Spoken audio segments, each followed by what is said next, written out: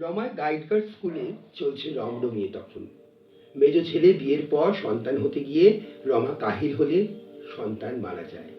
বংশের প্রথম দ্বীপ নির্বাপিত হলো মুখার্জি পরিবারের। রাঙাবাবু তখনও শূন্যকায় জীবন যাপন করছেন। বয়সের ভার তার চোখের চালসে ধরা পড়েছে ততদিনে। শতদল তার স্ত্রী ততদিনে ফুলবাগানে বসতি স্থাপন করেছে। রাঙাবাবু ৯ নম্বর মতিলাল বসা ট্রেন ছেড়ে থাকেন শতদলের কাছে। সাথে পাশে সবাই আছেন রাঙাবউয়ের আঁচল ঘেরায়।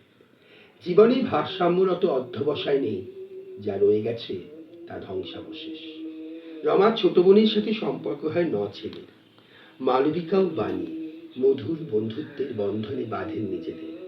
দুজনের সম্পর্ক ওই স্কুলে চাকরিরত সময় থেকে। প্রেম, বন্ধুত্ব, ভালোবাসায় হৃদয় হয়ে ওঠে পূর্ণ। মালবিকার নদা স্ত্রী হয় বাণী। বংশের অভিশাপ নাকি নজরে মালবিকা ছিল সিজোফ্রেনিক। যৌবনের প্রেম পরিপূর্ণতা না পাওয়ায় নদাই ছিল জীবনের আধার। গান শেখানো, বাদ্যযন্ত্র সহ যোজনা সবই ছিল নদা। বাণীর বিয়ের পর তার নতুন ঠিকানা গ্রিন পার্ক, ব্লক বি, ১ গ্রাম